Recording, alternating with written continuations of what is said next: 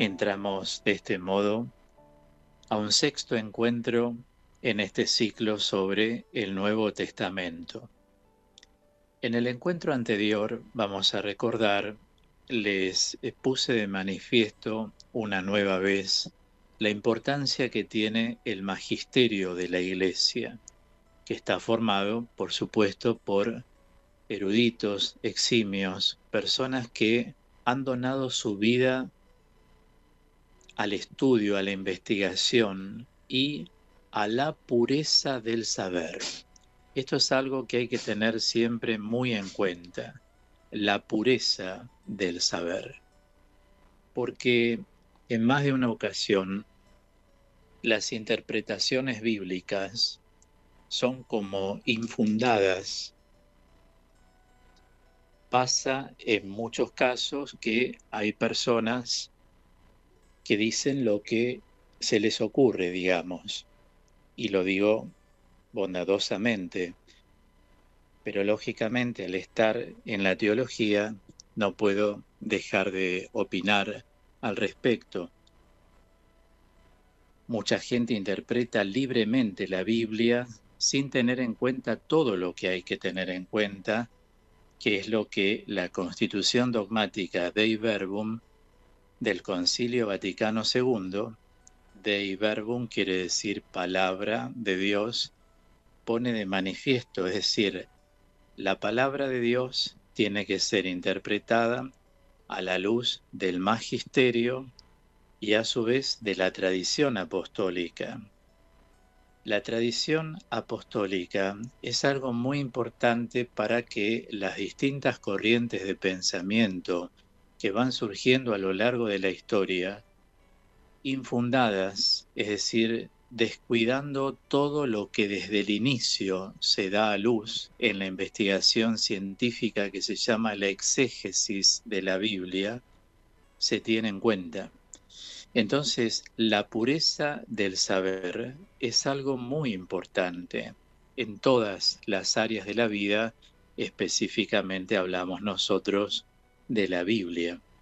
Por eso les mencioné que el Papa Pío XII siempre recomendó no descuidar nada de lo que las investigaciones, incluso actuales, pero hechas por personas preparadas para ese fin, nos van aportando.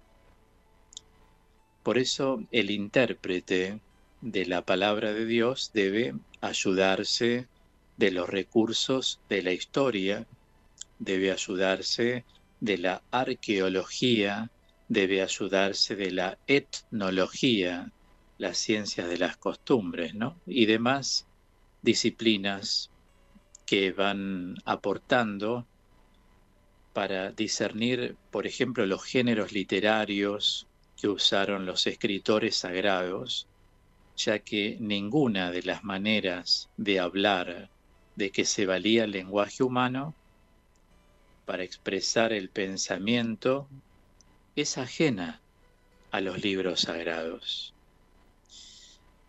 En este sentido, el Concilio Vaticano II, en esta Constitución a la cual hago referencia, la Constitución Dogmática Dei Verbum sobre la revelación divina,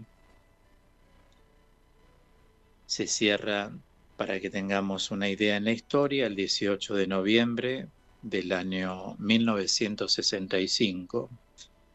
En ella no habla de la Biblia como de un objeto aislado, sino que la ubica en el marco de la divina revelación. Esto es, la Biblia se inserta en el acto en el que Dios se hace presente a los seres humanos para ofrecerles su amistad. Se marca de manera clara que el sentido de los textos sagrados, querido por Dios, es el que quisieron expresar los autores humanos, que como verdaderos autores actuaron bajo la acción de Dios. Y esto es lo más importante. Teniendo entonces en cuenta la incidencia que en la vida católica representa el magisterio de la Iglesia y que la Biblia no puede ser interpretada por una persona que la abre y empieza a dar su opinión como le parece. Es como faltar a la palabra de Dios, entrar en eso. Siempre tengamos en cuenta, como se suele sugerir cuando uno estudia Biblia, sobre todo cuando estudiamos la carrera de teología, que la palabra debe anunciar lo que la palabra dice, no lo que a uno le parece, porque a veces lo que a uno le parece no lo dice la palabra. Esta es una impronta muy importante, porque si bien es cierto que pastoralmente, muchas veces en parroquias, en movimientos, la gente se reúne en torno a la palabra. Lo conveniente es que haya una persona preparada para que pueda orientar el encuentro, porque un mismo texto a cada uno, según sus circunstancias, le puede estar diciendo una cosa distinta, lo cual no está mal lo que le dice a cada uno, pero sí está mucho mejor saber lo que dice el texto en sí para que desde esa fuente cada uno pueda aplicarlo a la vida cotidiana. Dejamos las puertas nosotros en el encuentro anterior abiertas en relación a los aspectos de la interpretación de la palabra. Sobre todo estamos en los evangelios sinópticos. Siempre los padres de la espiritualidad, entre el siglo II y IV, tanto en Oriente como en Occidente, como en la Edad Media, se ha hecho siempre una lectura desde la fe sobre la palabra de Dios. Tal vez algún oyente puede pensar, ¿y desde qué otro lugar se puede hacer?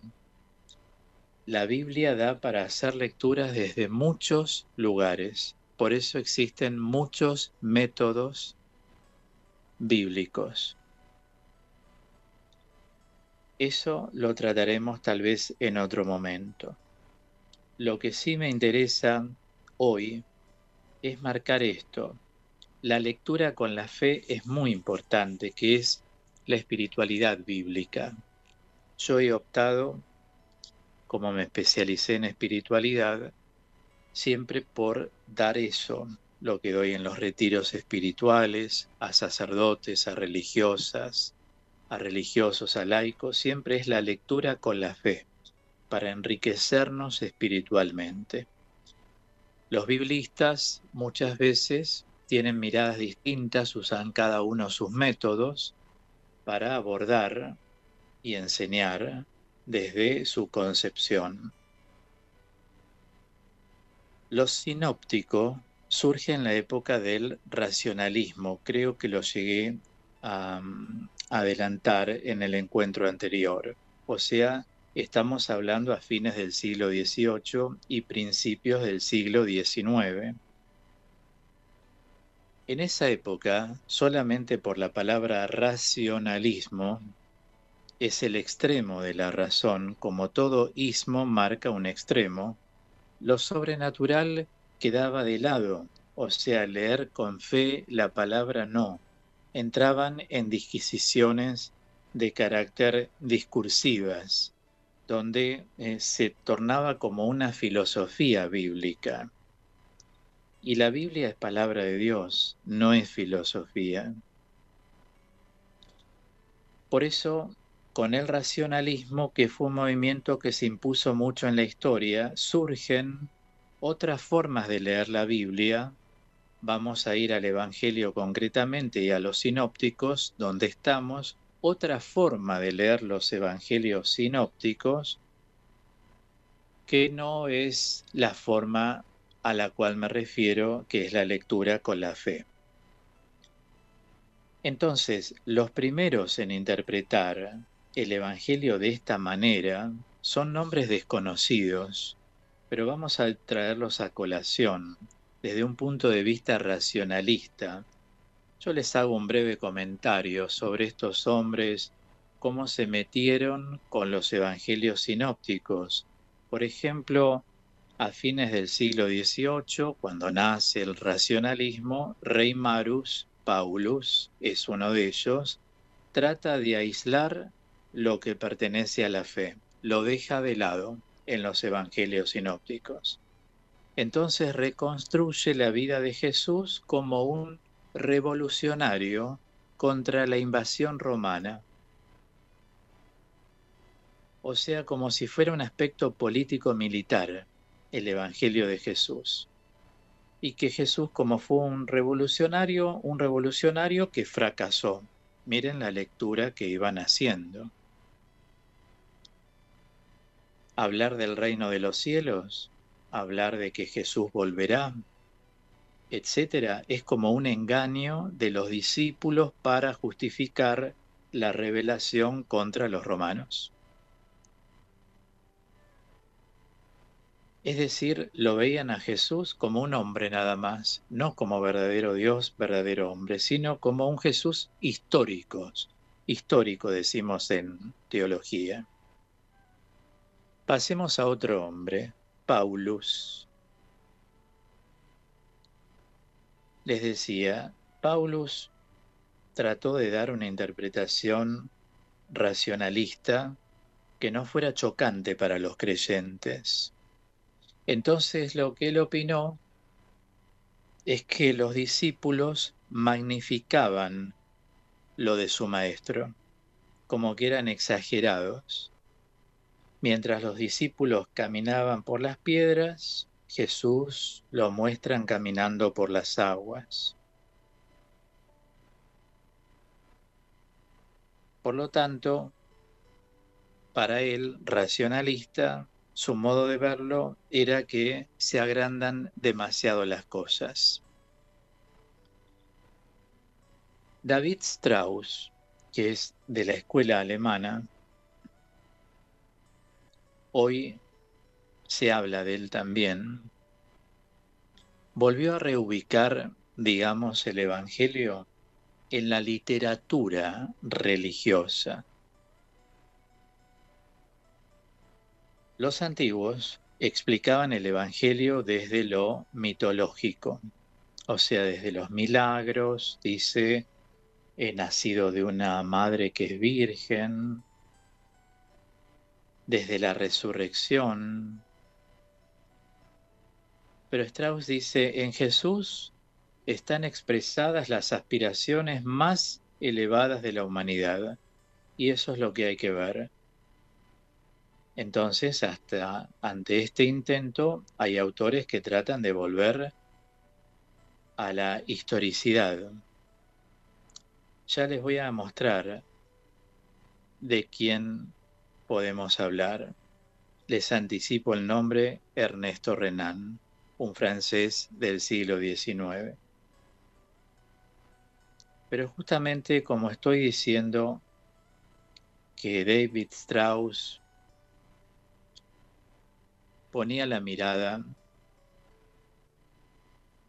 en lo mitológico, como que los discípulos miraban eso. Entonces, él pone ese argumento para después dar su propio argumento, digamos. Y justamente, ¿qué es el mito? Porque si él dice que los antiguos explicaban el Evangelio desde lo mitológico, yo les mencioné milagros, nacido de una madre virgen, resurrección, etc. Conozcamos un poco qué quiere decir mito para saber lo que es la mitología. En griego la palabra mythos tiene el sentido original de lo que se dice, de lo que se cuenta. En la lengua griega que se habla en la actualidad se llama mythos. ¿A qué? A los cuentos infantiles. El término aparece en el Nuevo Testamento en textos tardíos y siempre en sentido negativo. A los mitos no se les debe prestar fe. Lo dice claramente tanto San Pablo como en una carta católica que es la segunda de Pedro. Pero les voy a dar las referencias para que ustedes, cuando acudan a la palabra, puedan ir a estos textos. La primera carta a Timoteo, capítulo 1, versículo 4. La misma carta, capítulo 4, versículo 7. Luego, en la segunda carta a Timoteo, capítulo 4, versículo 4. Luego, en la carta que escribe San Pablo a Tito, capítulo 1, versículo 14. Y luego en una carta católica, que es la segunda carta de Pedro, 1, 16. O sea, para que quede más claro, las cartas en el Nuevo Testamento se dividen en cartas paulinas, se llama Corpus Paulinum, las de San Pablo y otros seguidores de él, discípulos de él, y las cartas católicas que son las que no son de San Pablo. Ahí está un poquito más claro. Ya en su momento vamos a estudiar cada carta, por supuesto. Estamos abriendo las puertas, ¿no? Entonces, en este sentido, nos tiene que quedar claro que a los mitos no se les debe prestar fe. Estos son los textos bíblicos que lo avalan. Por eso, ahora prestemos atención a esto. Los autores racionalistas a los que me estoy refiriendo, que negaron todo el valor histórico a la Biblia, catalogaron sus narraciones como mitos, entendiendo que éstas eran totalmente fantásticas, como fruto de una fantasía.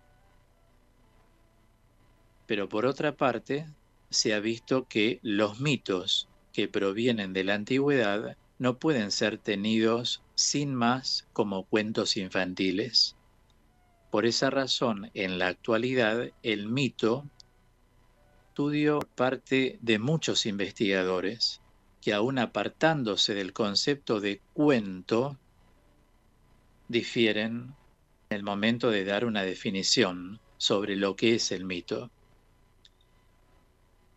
En líneas hay un en que el mito es una narración tradicional de acontecimientos primordiales, en la que, podemos decir, intervienen seres divinos o más que humanos. Las narraciones míticas son ficticias, pero a través de un lenguaje simbólico transmiten una concepción del mundo, del ser humano, de la sociedad, de los ritos, que se presentan como teniendo un valor eterno.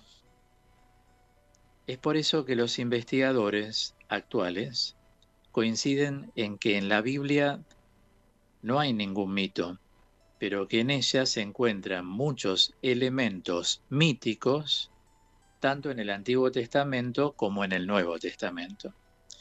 ¿Se comprende? Entonces, sí elementos míticos, no un mito propiamente dicho. En la Biblia no hay ningún mito porque la revelación se ha dado en la historia y a través de hechos históricos y de una manera muy particular en un personaje histórico que es Jesucristo. Pero el mensaje de la revelación se ha expresado en lenguaje humano y de ahí que en las expresiones bíblicas se encuentran figuras y expresiones del mundo mítico que son utilizadas sin apropiarse del mito como tal, como lo podemos encontrar en el profeta Isaías 27:1 y también en 51:9, entre otros textos. Bueno, creo que es importante también tener en cuenta esta diferencia entre mito y elementos míticos. Por lo tanto, a través del saber vamos acomodando las cosas y también podemos arguir contra estos argumentos racionalistas que quieren demostrar otra cosa, pero contra la palabra de Dios en su totalidad no se puede ir porque es de Dios. No obstante, me interesa a mí mostrarles todo lo que ha sucedido antes de entrar en cada evangelio y enseñar cada evangelio, para que ustedes sepan también culturalmente cómo se vienen planteando las cosas. Les hablaba de Ernesto Renan, que es un francés, dije, del siglo XIX. Al ir a Tierra Santa con su hermana, se dio cuenta que el Evangelio calza con la geografía, calza con el medio ambiente, el lago, las sinagogas. Entonces, para él son parámetros racionalistas. Él no hace un acto de fe. Confirma lo que su razón dice. La geografía coincide, el medio ambiente está, el lago también, las sinagogas están. Valora lo que es un rabino como maestro, valora el amor, lo sensible. Ahora, en Europa no tuvo mucha importancia Ernesto Renan, en Argentina sí. Hubo otros alemanes que intentaron también rescatar al Jesús de la historia, o sea, poniendo aparte o directamente invisibilizando la divinidad de Jesús. Uno de ellos fue Harnack, que escribe sobre la esencia del cristianismo, y él valora a Jesús como el maestro de la época, simplemente. Albert Schweitzer fue un predicador algo ingenuo que ve el fin del mundo como a las puertas, lo cual todo esto no se ha dado. Valora el cristianismo como lo próximo y en esto coincide con Loisy, que es un sacerdote del clero diocesano influenciado por el racionalismo. Este es el peligro de las ideologías. Las ideologías tienden a apoderarse de las personas. Él enseñó en París, pero fue excomulgado por el Papa Pío X, porque lo presenta a Jesús como un predicador que esperaba el reino y que no vino. Entonces, de hecho, Jesús no hubiera fundado la iglesia, Jesús no hubiera fundado los sacramentos, la moral a seguir en este camino de santidad. Entonces, por eso mismo, como lo presentó a Jesús en su predicación, no como el Señor, sino como un hombre que esperaba el reino y no vino, por supuesto, la iglesia lo tiene que sacar fuera de lo que la fe de la iglesia profesa. Bueno, ven estas posturas, qué interesante es conocerlas, vuelvo a decir, a nivel religioso-cultural, para darse cuenta que han habido en el medio gente que se confundió también, que estuvieron atrapados por el racionalismo, y en la vida de fe, el acto de fe es muy importante porque es adhesión, y no es raro de que sea importante porque Dios es Dios, no es un ser humano. En la persona de Cristo se conjugan las dos naturalezas, pero le quitaban los racionalistas la divinidad al Señor. Enfoques distintos, como podemos observar.